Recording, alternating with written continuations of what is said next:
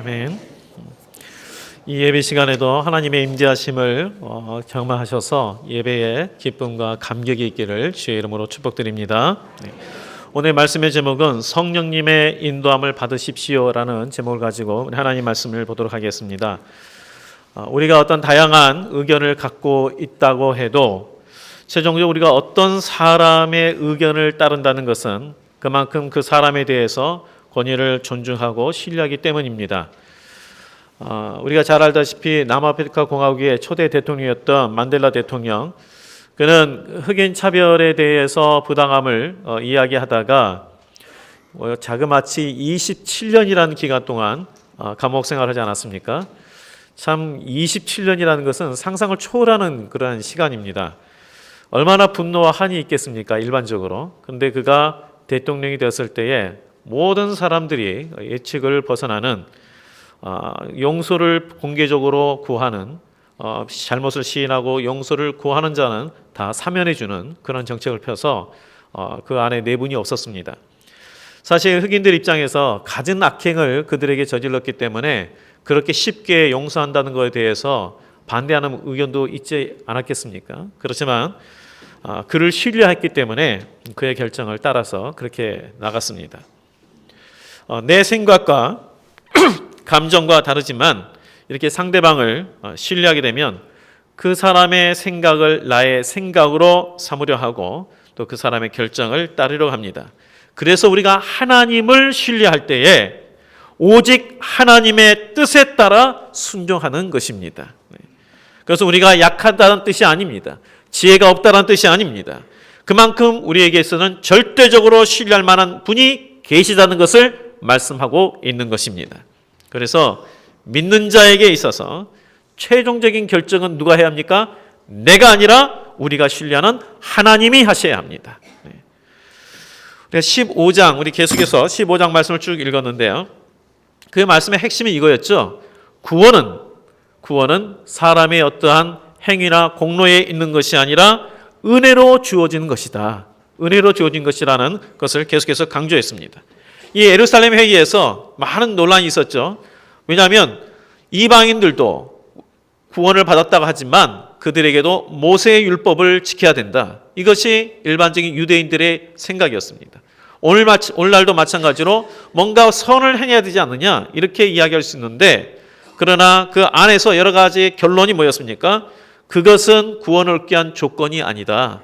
오직 은혜로 우리가 구원을 받았다. 그리고 구원받았기 때문에 우리가 이제는 선을 행해야 된다. 바로 이렇게 된다는 것을 말씀드렸습니다. 자, 그런데 오늘 말씀에서 보면 만장일치로 이 일에 대해서 결정했다라고 말씀하고 있습니다. 만장일치. 이전에 여기에 있는 사도 중에는 바울 사도가 이방인들에 대해서 하나님께서 어떤 은혜를 베푸셨는지에 대해서 이야기할 때에 그 이야기를 끝까지 듣지도 않고 자기 주장만 했던 사람들도 있었습니다. 아주 그냥 뼛속 깊이 유대주의에 있었던 그러한 바리새파 유대인들도 있었습니다. 그런데 어떻게 이들이 만장일치로 은혜로 구원받는다는 사실에 대해서 인정을 했을까? 이 만장일치라는 것은 우리가 쉽게 이야기하다시피 모든 사람이 다 찬성을 했다는 뜻인데 마지못해 찬성을 하던 그런 뜻도 아니에요.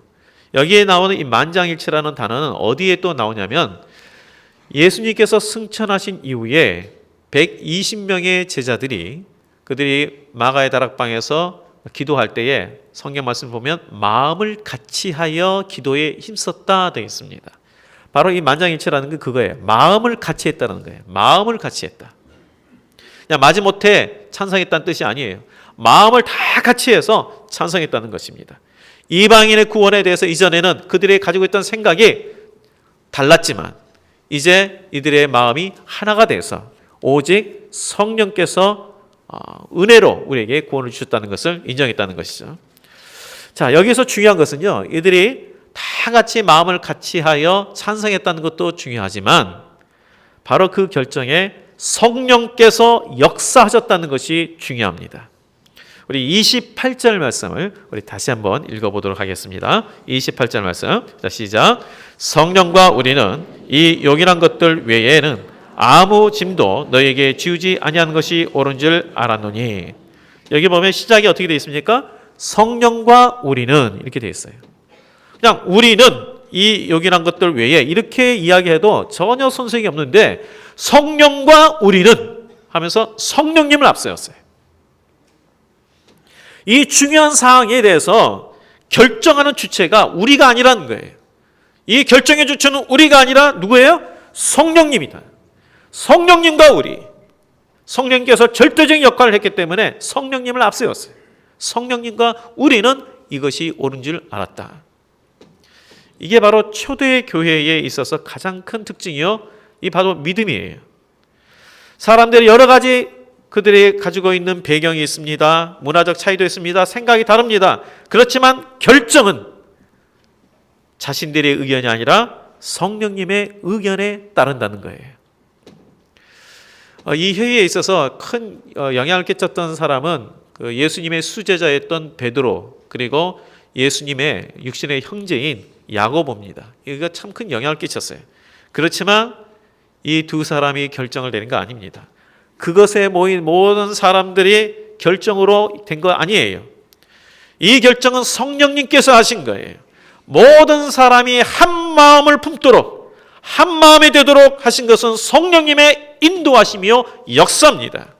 그래서 예루살렘의 회의의 결과는 사람들의 어떤 의논이나 타협에 의해서 주어진 것이 아니라 성령님의 강권적인 주도하심과 그리고 그 순종한 그 회의의 결과였습니다.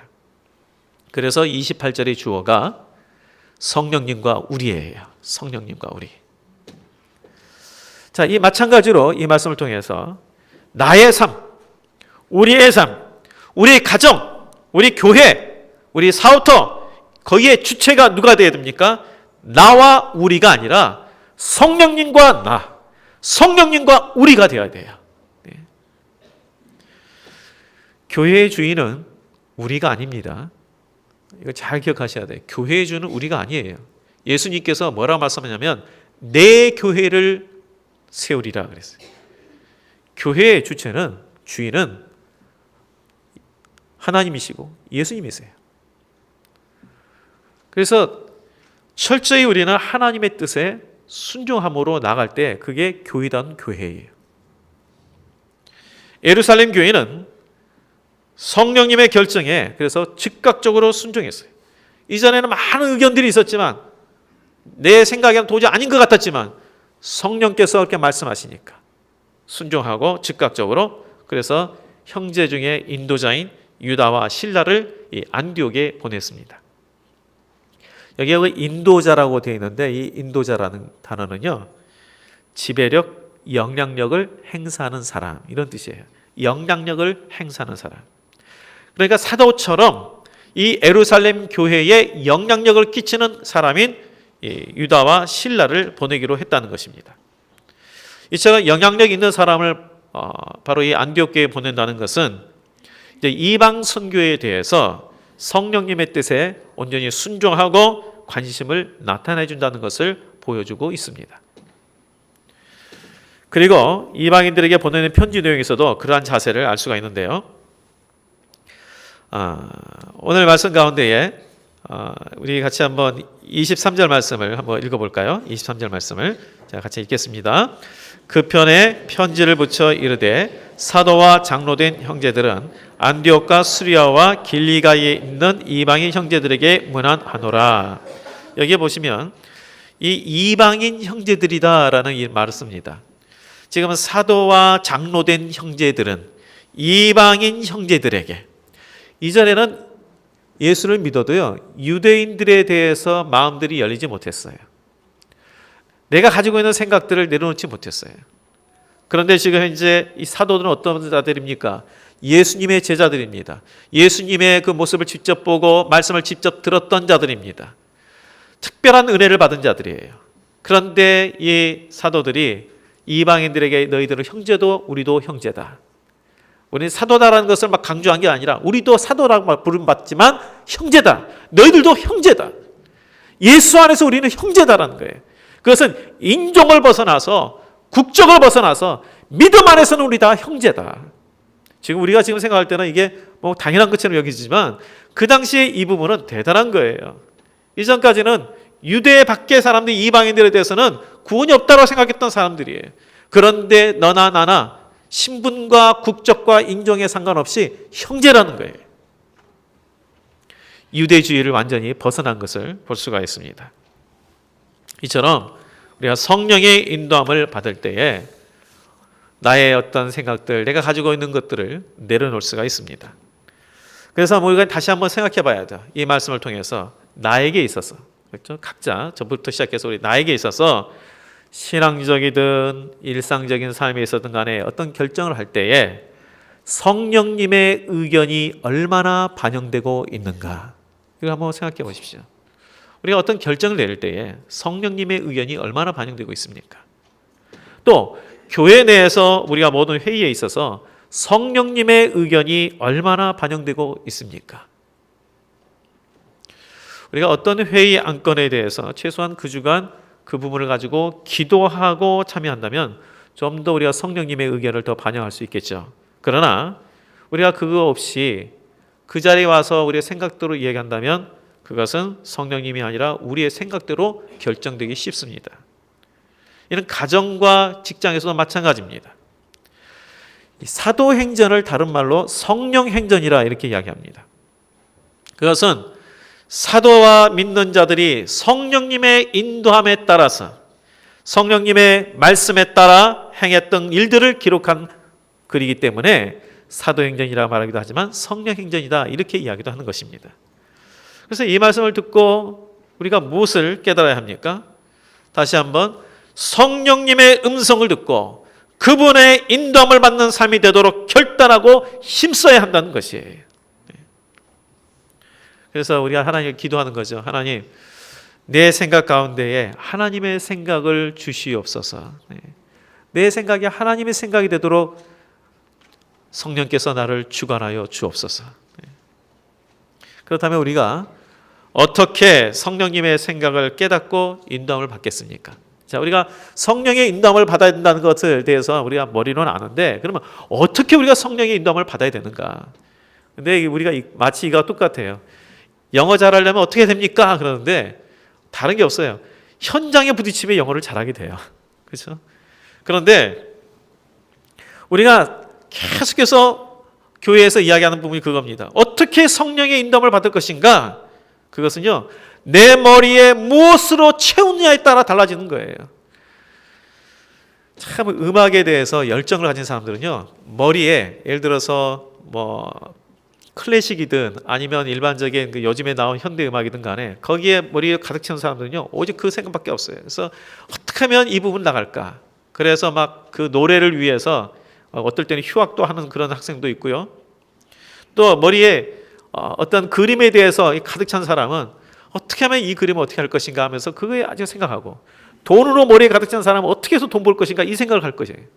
그런데 우리 머리에 하나님의 말씀으로 가득 차면 어떻게 됩니까? 말씀에 따라 어떻게 하면 우리가 행할 것인가, 이렇게 되는 거예요. 결국은 우리 머리에 무엇으로 채우느냐에 따라 달려 있어요. 그러므로 우리가 하나님의 말씀으로 머리를 채우면 말씀의 영향을 받게 됩니다. 그래서 성령의 인도함을 받기 위해서는 뭐 해야 되냐? 먼저는 하나님의 말씀을 많이 읽어야 돼요.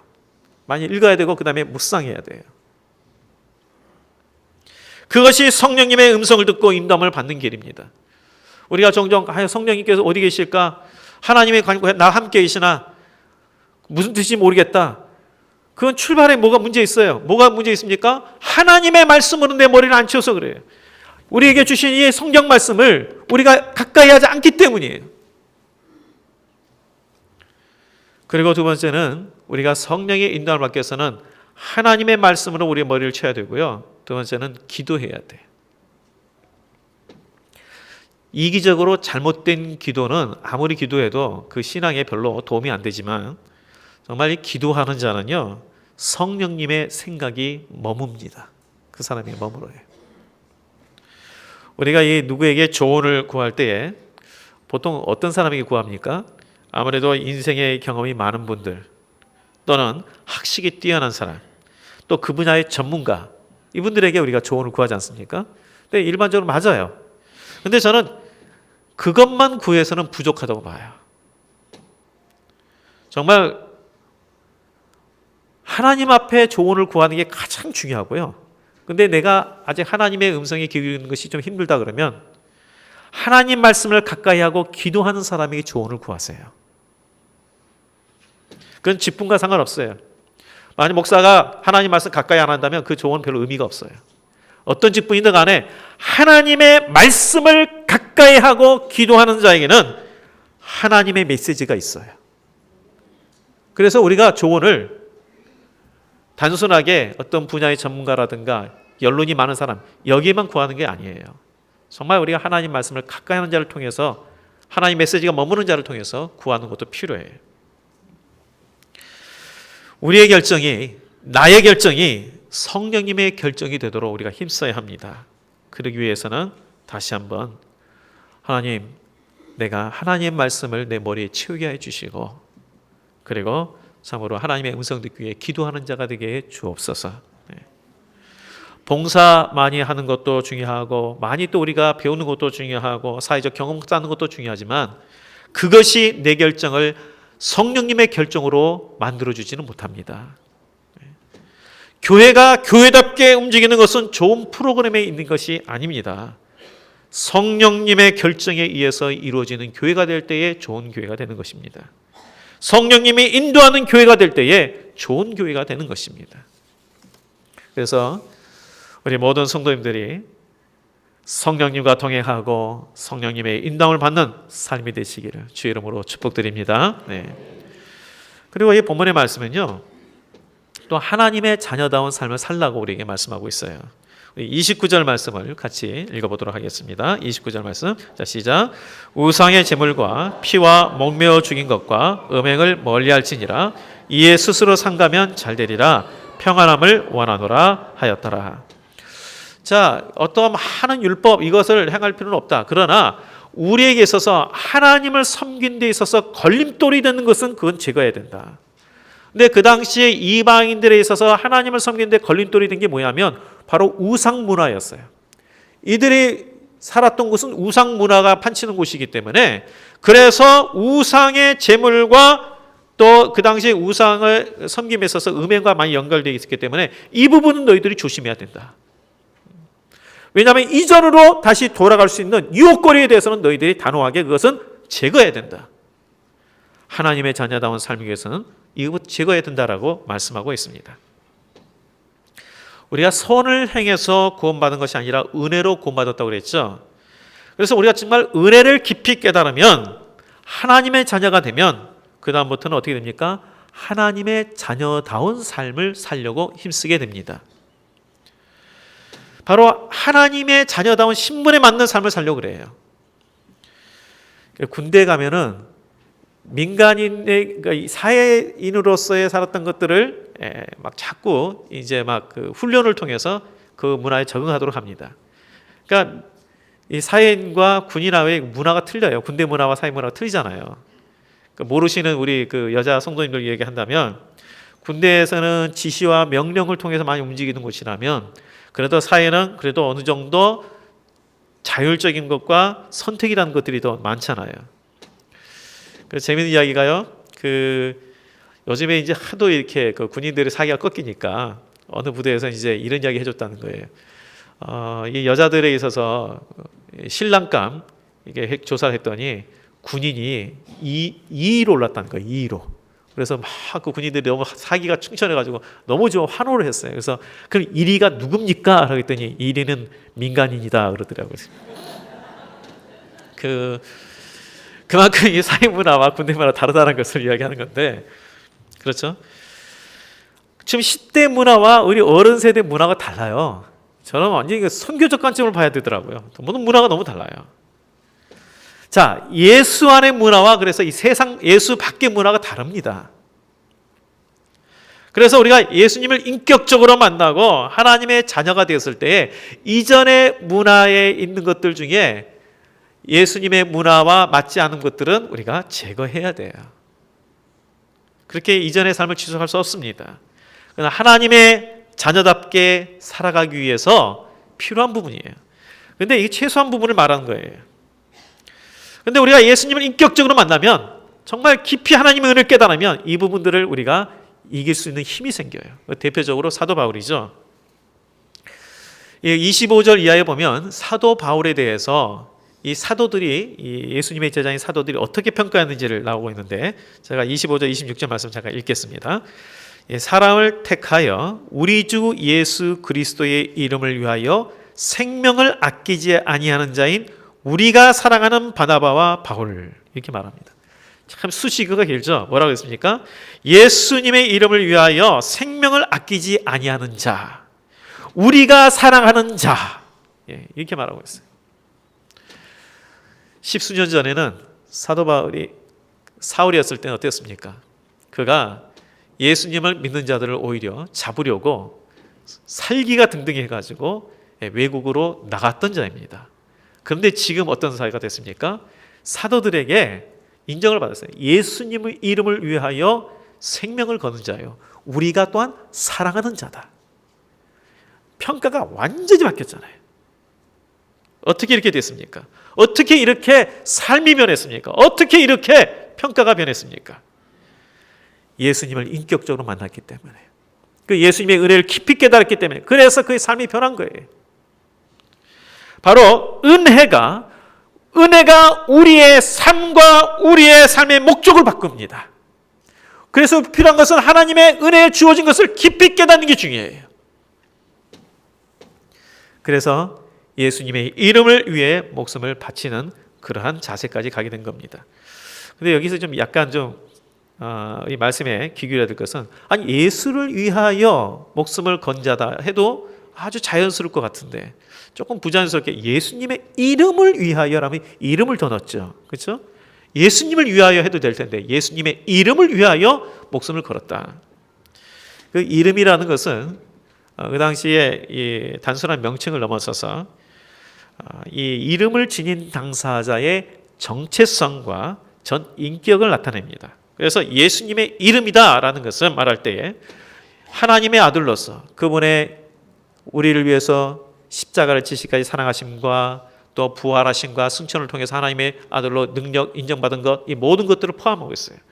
바로 그러한 하나님의 아들이신 예수님을 위하여라는 뜻이 그 안에 포함이 되어 있습니다. 그래서 그분을 위하여서 복음을 전하는 데 헌신했다. 마찬가지로 우리가 인격적으로 하나님을 만나면 우리가 이전의 삶에서 벗어나서 주님이 원하시는 삶으로 나가게 됩니다. 그것은 은혜를 깨닫는 만큼 비례해요. 은혜를 깨닫는 만큼 비례해요. 나 같은 죄인까지 사랑해 주신 그 놀라운 은혜를 깨달을 때에 하나님 앞에 더 가까이 나가고 말씀을 사모하고 더 주님의 힘쓰려 가는 것이고, 이 부분을, 이 은혜에 대해서 깊이 깨닫지 못하게 되면 하나님 앞에 나오는 것이 우리에게 짐같이 여겨져요. 그래서 참 하나님의 그 자비하심으로, 하나님의 그 모든 자비하심으로 우리 성도들에게 축복하고 싶은 것은 하나님의 은혜를 깊이 깨닫는 자가 되어서 신앙생활하는 것이 우리에게 기쁨이 되고 힘이 되기를 주의 이름으로 축복드립니다. 네. 사도들은 이방인들이 그리스도인이 될 때에, 그래서 이전에 이 세상의 문화, 세상 방식을 버리고 이제는 그리스도다운 삶을 살 거라, 이렇게 말씀하고 있는데, 여기에서 우리가 이제 다시 한번 이 말씀을 통해서 결정해야 될 것이 있습니다. 그게 뭐냐면 나의 생각이 하나님의 생각이 되도록 하여 주옵소서. 그래서 우리가 하나님 말씀을 더 가까이 해야 되는 것이고 기도해야 됩니다. 그래서 말씀을 들을 때 그랬구나가 아니라 이제 내 마음 가운데 결단해야 돼요. 하나님 말씀을 내가 이제는 더 가까이 읽어야지, 내 기도해야지, 이거 결정하셔야 돼요. 그럴 때 성령님의 결정이 이루어지는 내 삶, 성령님의 인도함을 받는 우리 가정, 성령님의 인도함을 받는 우리 교회 되는 것입니다. 우리 모든 성도가 성령님과 동행하고 그분의 인도함을 받는 삶이 되기를 주의 이름으로 축복드립니다. 기도하겠습니다. 아버지 하나님, 자격이 안 되지만 나를 구원해 주시고 자녀 삼아 주신 그 크신 은혜를 허락하여 주신 것을 감사드립니다. 이제 그 은혜를 깊이 깨닫게 하여 주셔서 하나님의 은혜 가운데 자녀답게 살게 하여 주시고 정말 성령의 인도함을 받는 삶들이 다 되게 하여 주시옵소서. 우리의 생각과 마음을 추정하여 주시옵시고 하나님 말씀을 가까이 하고 기도하는 자가 되게 하여 주시옵소서. 그래서 생활 속에서 살아계신 하나님을 경험하고 정말 하나님의 인도함을 받아 신앙의 감격과 기쁨이 있는 삶이 되게 하여 주시옵소서. 혹 무기력한 가운데 있습니까? 기쁨과 감사가 우리 삶 가운데서 사라졌습니까? 하나님 다시 한번 우리 가운데 회복시켜 주옵소서. 특별히 신앙의 흔들림이나 침체 가운데 있는 성도를 붙들어 주셔서 독수리가 날개치며 올라가듯 힘있게 일어서는 신앙, 굳건한 신앙이 되게 하여 주시옵소서. 모든 것을 주님께 의탁하고 예수님 이름으로 기도합나이다. 아멘.